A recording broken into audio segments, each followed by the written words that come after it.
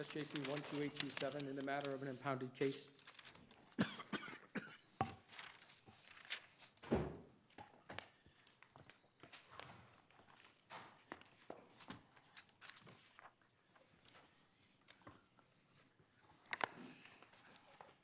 Good morning, Ms. Tobin. Good morning.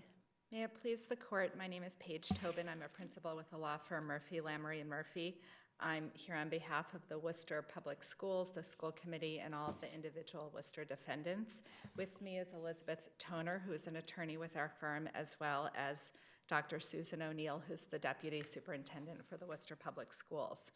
Our firm specializes in education, and we represent approximately 52 public school districts in the Commonwealth, including large urban districts such as Worcester, Brockton, and Everett.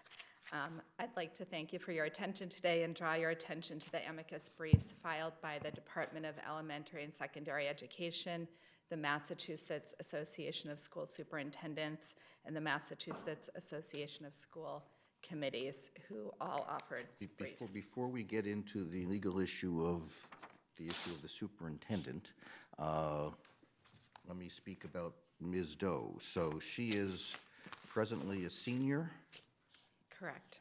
In the Worcester Public Schools? Yes. As a result of the PI? Yes. Okay. So let us assume, for the sake of argument, that you prevail and that, are you still going to, is the issue moot? Is it your intent to suspend her for the balance, essentially, of the school year? It is our intent really to have the question regarding the authority of the superintendent to delegate appeals to be resolved. Okay, but that doesn't answer the question. Are we speaking about, I mean, is the practical consequence of your winning that this student will be suspended for the balance of her senior year? It is, again, upon the discretion of the superintendent, and my understanding is that upon the superintendent's discretion, she would not seek to reinstate the suspension. Okay, so the issue as to her is moot. Correct. Okay, so we're dealing then simply with the legal issue of the meaning of the statute. Yes. Okay. Which is an important legal issue. I understand that, but also the fate of Ms. Yes, Doe's senior quite year is important an as well. important Yes. issue, I'm sure, to her as well. Yes, Okay. absolutely. Thank you. So again, we are here to seek to overturn the Superior Court ruling that the superintendent may not designate another school official to hear an appeal under Chapter 71, Section 37H. I would remind you that Goss versus Lopez talks about the interpretation and application of due process as an intensely practical matter, negating the concept of inflexible procedures. Right. But what about statutes that say on their face, like 37H, superintendent 37H and a half, superintendent 37 and 3H and 3/4, superintendent or designee.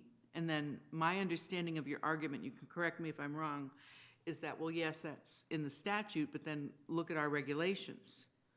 Correct. And our regulations, you start with the first regulation, which is a definition section. Yes, And that says a superintendent or designee. correct, 5302. Well, Not what the statute says. my question first, and putting aside other regulations that might contradict that, how does the regulation change the plain language of the statute? The regulation clarifies the statutory language. The purpose of the regulation is really to create some clarification amendment and add due process procedures And add to some the language to the statute. statute. And add some language that doesn't exist in the statute. It's our position, and it is the position of the Department of Elementary and Secondary Education that's been a long-standing practice. As So what? well. What difference does it make if it's a long-standing practice in violation of a statute? It's not in violation of the Well, statute. it is if your regulation is not valid. Well, again, that would take then the position that in other parts of the statute where it talks about the superintendent being the person who publishes the handbook, that it actually requires the superintendent to run a printing press every August and publish a handbook. Well, but And why would then but since we're not talking about publication of materials and we're talking about hearings in front of administration, why would the legislature have made those distinctions between those statutes? the legislature, the statute 37H was passed in 1972, and when the 37H and 3/4 was passed in 2012, and it's my understanding that that was a legislative oversight that was then meant to be Understand that. clarified How by do- how do- regulation. How do you get that? How do you get that it was an oversight? Where does that, you understand that from what? I understand that from discussions with the Department of Elementary and Secondary Education and the public comment period in which the regulations were discussed, and there was public input, and it has been a longstanding position of the Department of Elementary and Secondary Education that the superintendent may delegate that authority to a school official for practical and legal reasons. It's similar to the fact that Maybe for practical 37H reasons, but I'm not requires. hearing the legal reasons. You're telling me the practical reasons. I don't hear the legal reasons at all. Well, there are statutes, there are other cases in which public officials have the obligation to use their minions or their other people who work with them to sign things to execute the laws, because it's just not, there's a practical reality to that, and the regulations which are passed are really meant to clarify those statutes. Yeah, except that, I won't repeat what was been said, but here you have superintendent or designee in certain paragraphs, and you don't have it in others, and now Worcester and other municipalities have a requirement that the superintendent be all over the place when there's these hearings, which might be, if not impossible, at least challenging, which sounds to me like a good reason for the legislature to change the statute, because the regulation sure can't. The statute under 37H also requires notice to the student and an opportunity for the student to be heard. It's been 37H and 3/4 talks about notice to the student and to the parent. Well, but there's a So- difference, isn't there? Because the 37H and 37H and a half deal with much more serious kinds of reasons for being suspended or expelled, and 37 and 3/4 is a much lighter, I would assume, encompasses everything else, like, whatever the problem at school could be. And so you bring in the parent at that point, but for the hearing, but I don't see where that goes, your argument. Well, so that would mean, again, that under 37H, the school district would not be required to give notice to the parent. The school district, if you look at the plain language of that statute, would be required only when they are going to potentially permanently expel a student to give notice to the student, hand them a written document in first period, give them an opportunity to get an attorney, and after school have an expulsion hearing in which the parent has never provided notice. And as you said, 37H and 3/4, which has lesser penalties, does require notice to the student and to the parent. So again, I do believe it's a timing issue of when the statutes were passed, and there is really, the whole purpose of these statutes is to provide due process. And the case law is very, very clear that due process in a school context has to account for practicalities and has to account for sort of how schools work. And that's why the legislature, when they enacted these statutes, told the Board of Education to enact regulations to support and clarify them. And these regulations are really providing the due process and the definitional requirements that are otherwise missing from both, from statutes. So the definition that we have is a definition that is within the local authority and state authority and really makes sense.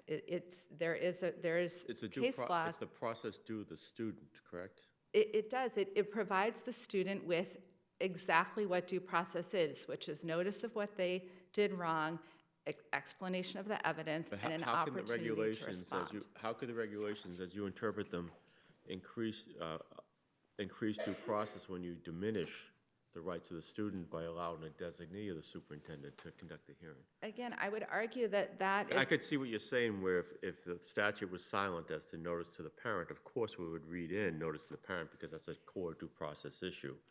But here, what you're saying is, because of due process, we can give the student less rights? no, because again, that's an assumption that the superintendent, an appeal before the superintendent is giving the student due process, procedurally more rights, and that's not necessarily the case. Oftentimes, and that's why you turn to state and local officials to enact regulations, because oftentimes in a large urban school department, it is not the superintendent who has sort of the day-to-day interaction with the principals in the building and are looking at the data for discipline and are really involved in those day-to-day things. The superintendent operates like the CEO of a multi-million-dollar corporation, and it's often the deputy superintendent, the assistant superintendent, the school safety director who are in the schools, who are speaking to the principals, who are seeing how it works and looking at the data. So that person would be in a better position most often to hear an appeal, and that's why. Why? Why is that person in a better position than the superintendent who might have some objectivity? Who may Because not be as involved in the process? well, they're not involved in the, again, that's why there's the principals involved in the initial suspension, but the, Not be supportive of what the principal does if somebody else is involved. Somebody else has a fresh look at this. That may be what the legislature had in mind because it was a serious, serious result, expulsion. well, How many of these are there anyway, these expulsions? so Worcester does not permanently expel any student because we offer alternative education. We have an alternative learning environment, which actually the student went to, which is called Woodard Day School. So students, as a result of changes in the legislation, are still receiving education, and the student did go to school and have a full school day during the period Although of the suspension. expulsion's still in the student record, correct? Would apparently follow the student to college through college applications. It's not something that is sent by schools to colleges. It's self-reported in the Common Application. Can I ask a But couple? it's still an expulsion Yes, as a it matter is. of law. Correct. Okay, so this is an expulsion, but as a matter of law, an expulsion means that the child is not denied an education. You still have responsibilities to an expelled student. Correct. But in terms of the statute, it still is an expulsion. Correct. Okay, let me ask you about 37H and 3/4, and we'll get back to Justice Kafker in one moment. But the statute which you focus on is the sort of the new improved version, says in subsection E, the superintendent or a designee shall hold a hearing with the student and the parent or guardian of the student within 3 school days of the student's request for an appeal. Okay, that's what you say to be the new and improved language, correct? Are you referring to 37H and 3/4? Yes. Yes. Then you go further down in that, and it says, the superintendent shall render a decision on the appeal in writing within 5 calendar days of the hearing. Is it your position that the designee under 37H and 3/4 may render a decision when that statute says the designee may hold the hearing, but that the superintendent shall render a decision? That statute, as interpreted by the Department of Elementary and Secondary Education, talks about the designee holding the hearing and then issuing the decision as the designee for the superintendent, because as cited by DESE in the opinion that is an attachment to our initial brief, the person who hears the hearing is the one who should be issuing the decision. That's what you say, but the statute, in the very same paragraph that it speaks to the superintendent or designee holding the hearing, says the superintendent shall render a decision, not the superintendent or his designee. Yes. So you want us to read in on 37 that even there too, you're saying it should be that a designee may render a decision, even though the language specifically distinguishes between he who may hold a hearing versus he who must decide ultimately. Right, but if you look at the definition under the regulation, under 5302, it talks about the superintendent, which includes the Right, the okay. So designated. you're basically saying that that there's no way the legislature right now, except by expressly saying only the superintendent and not a designee may do it, because in order to evade the regulation, because whatever it says superintendent, it means superintendent and his or her designee? It means that because that's what makes sense, so it's a practical. It makes sense, but but look at, I mean, the statute you're saying is the new improved version. The 37H and 3/4 is a statute that addresses not I understand. offenses. It's, Okay. it's not even as serious as expulsion, it's less than expulsion, and even there. Can be quite It says serious. that the superintendent shall make the decision, a designee may hold the hearing, but the superintendent must make the decision, and you say even there, it should be read as a superintendent or his designee, even though the language is not there in the statute. I'm saying that that is the position the department has taken and that Worcester has relied upon, as well as other districts for many years. Okay, Yes. that's right. Justice Kafka, I'm sorry. So is this, the legislative history here, there's very little discussion of that. From what I read, is this part of the 1990 era reform, where basically the power was being shifted from the school committees to the superintendents?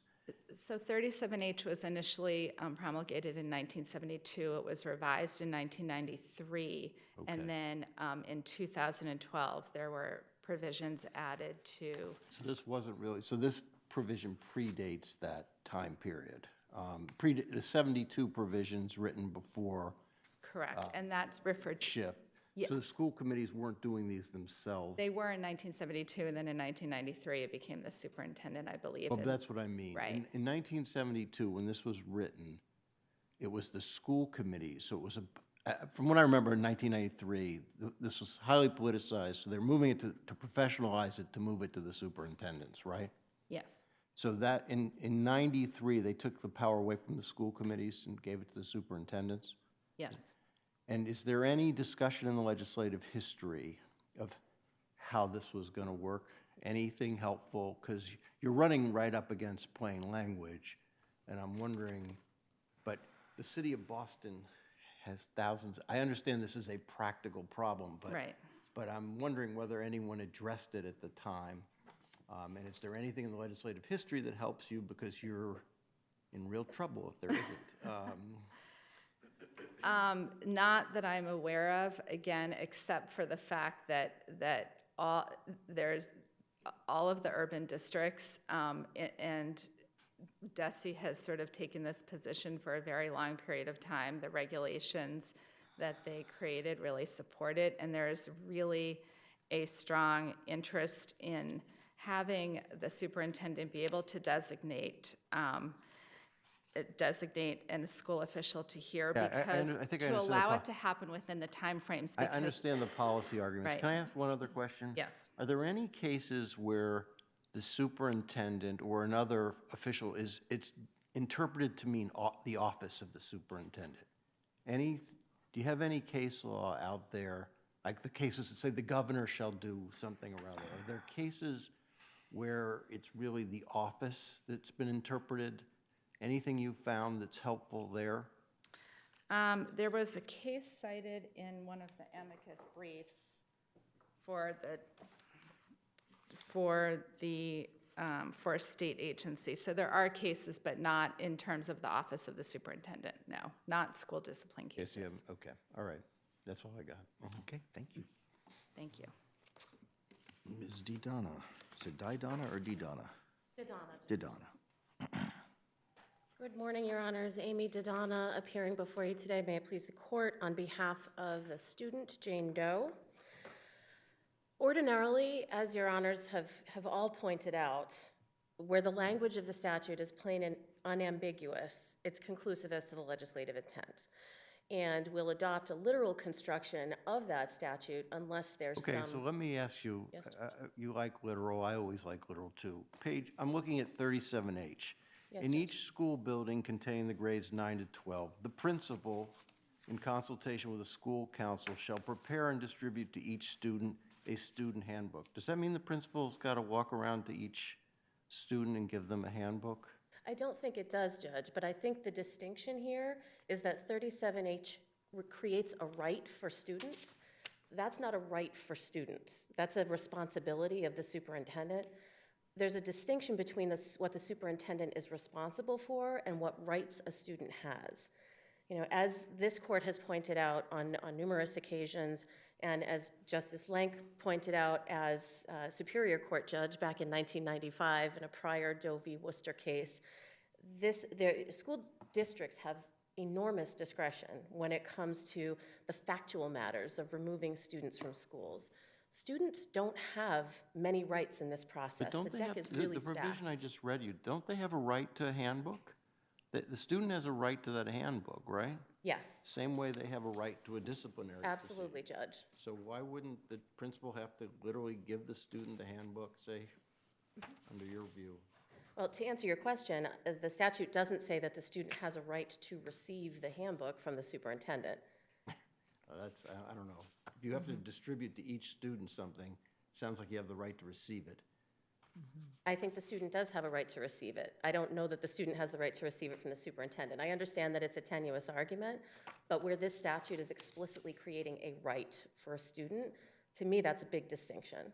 I mean, superintendents in large school districts, as my sister has pointed out, delegate tasks all the time. They need to do that. The question is whether or not, in this particular case, this statutory right is one that is delegable to somewhere outside of the superintendent. And my argument, of course, is that it's not. In order to take us outside the language of the statute, there needs to be some absurd or irrational result. And don't you think that's what they're arguing?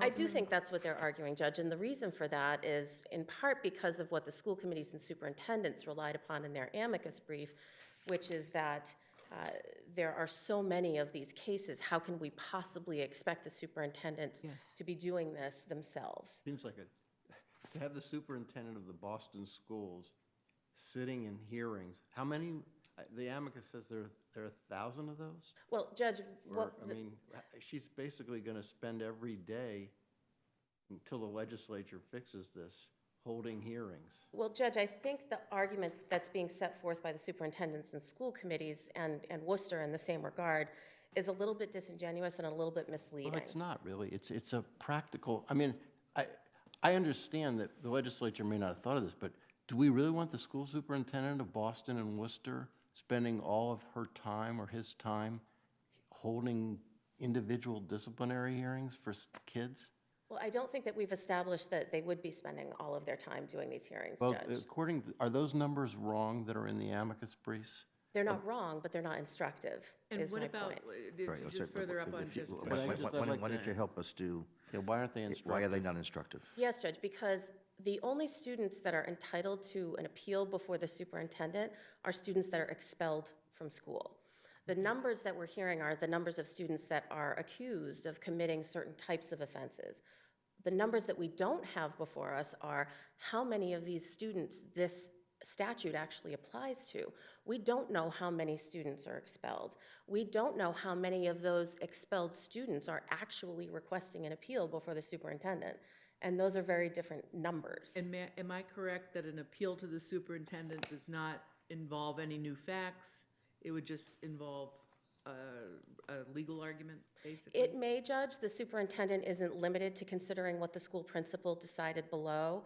However, you know, in practice, generally speaking, that's not what happens So in practice. I'm trying to make sure I understand, because you may have helped me understand this much better, but so when it says any student who has been expelled from school, if you're suspended for 3 days, you're not expelled? If you're suspended, you're outside of the language of the statute as So it's it's written. only these types of only these types of suspensions where it's what? How long does it have to be for you to be expelled? Because So, she Judge, wasn't expelled, right? She was expelled, Judge. So a removal of more than 90 days in Massachusetts statutorily is an expulsion So since 2012. any time a principal has expelled someone for more than suspended or expelled them for more than 90 days, then we're in this provision.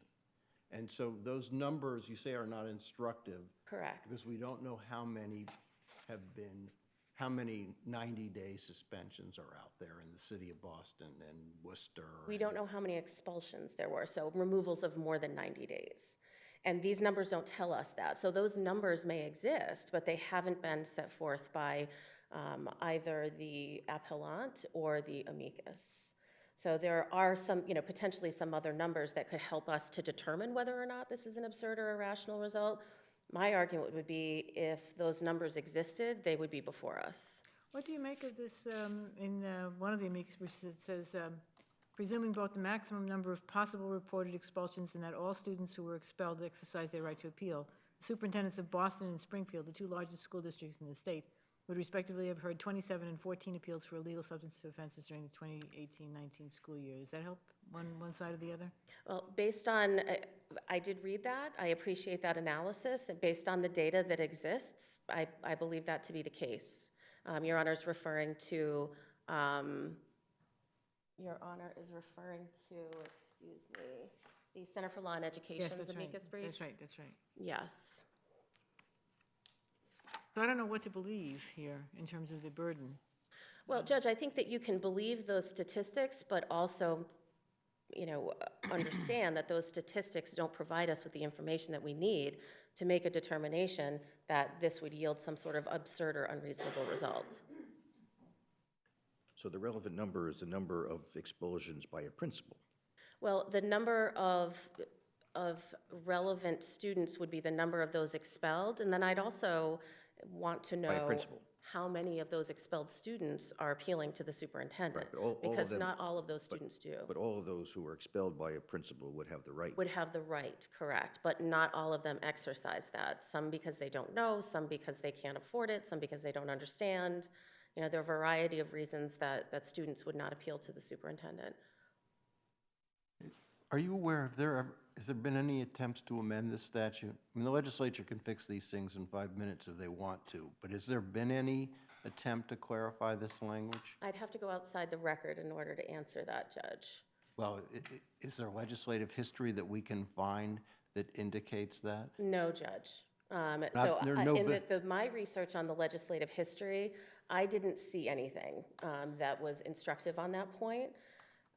So what I would point out to the justices is that in 2012, when the law was changed, if we look at Chapter 222 of the Acts of 2012, the changes to 37H, the amendments to 37H and a half, and the new enactment of 37H and 3/4 all happened in one document. That all happened at the same time. The legislature was considering all of that information together when it passed that session law back in 2012, which then resulted in some changes to 37H, some changes to 37H and a half, and the legislature left those things alone. The legislature showed us in 37H and 3/4 that it knew how to say superintendent or designee. It knew how to do that, and in fact it did for less serious offenses. What it didn't do is change the explicit language of 37H and 37H and a half, leaving in place that student right to an appeal to the superintendent. But what's interesting is the concern about expulsion is a relatively recent concern. It would not have been something that the legislature would have been focused on at the time. I mean, they were obviously concerned about expulsion, but the consequences and the issues of race and class that we now focus on were not necessarily ones which had been fully aired at that time. Absolutely, Judge, and I would argue that they're still not fully aired, and we're still working on debugging some of this. And, I agree with the justices that, we have these regulations that implement Section 37H and 3/4. That's very helpful. One of the problems that practitioners on my side of the V have in this practice, in this field of law, is that we don't have a lot of instructive information about the implementation of 37H and 37H and a half, other than what is explicitly in the statute. So I would actually like to see, to instruct my practice, and for me to enable me to advocate for students, I'd like to see some regulations for 37H and 37H and 3/4. We just don't have them. We've been working with those two statutes and those two statutes alone up until 2014, at which point we also had 37H and 3/4 to provide us with some additional rules outside of what happens in expulsion cases. Now, do you agree that the issue is moot with regard to Ms. Doe? I certainly hope so, Judge. I have not been informed of that until today. First time that you, This was that the is first time you learned that? I've been reasonably assured, but I like the assurance that we heard here today. So we need to decide whether or not we should decide it. Correct, Judge. And I guess your view is that it is something we should decide or something we should say is moot and need not be decided? Judge, assuming that my client is safe, which it appears that she is based on Worcester's representations, I would like an answer to this question, because it does come up frequently in practice. Of all the students that I've represented over the course of 20 years in Worcester in front of the school safety liaison and others, I can say that I raise this as an issue for the record at every single appeal. So does that, what are the practical consequences? So all these hearings have been before someone who's acting in an ultra-virus fashion to you? Correct, Judge. What's the consequence of that? Do all their records need to be rewritten? Their college applications all need to be changed to say they weren't suspended properly? Judge, I'd love to see that practical outcome, quite frankly, because I think students have been denied a right that they're Think that's what the entitled to. legislature intended? I'm not sure that that's what the legislature intended, but we're certainly looking back to 2014, and I've been making this argument for longer than that. So this is a student right that was intact at the time.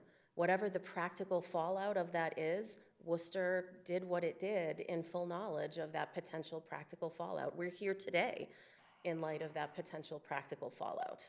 Could you tell me what you think the difference is between having a superintendent hear this and having the other designees hear it? What is the difference? Well, I think that could vary from district to district, Judge, but looking in particular at Worcester, I think that for the reasons that Chief Justice Gantz pointed out, for example, racial disparities in student discipline, there are a number of issues that arise in student discipline that would sort of come to light if we had one centralized person with policy-making authority that's seeing all of these students coming from building to building.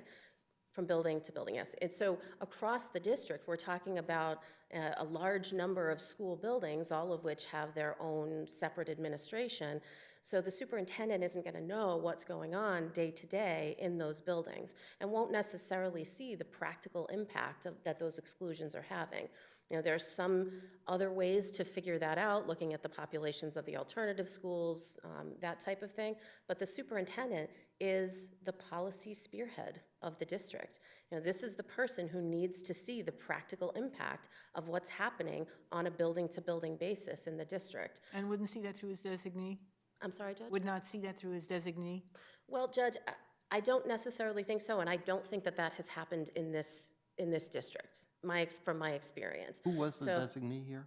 Who was the designee? The designee is the school safety director for Worcester, who, I'm not quite aware of his background, but my understanding is that other than his time serving in that role in Worcester, I'm again going outside the record here, but I'm not sure what his educational background is that he brings to bear on these cases. But he was not just for the school liaison. I mean, he was not just for that school. He was Correct. He's district-wide, citywide. Judge. Okay. Okay, thank you. Thank you, judges.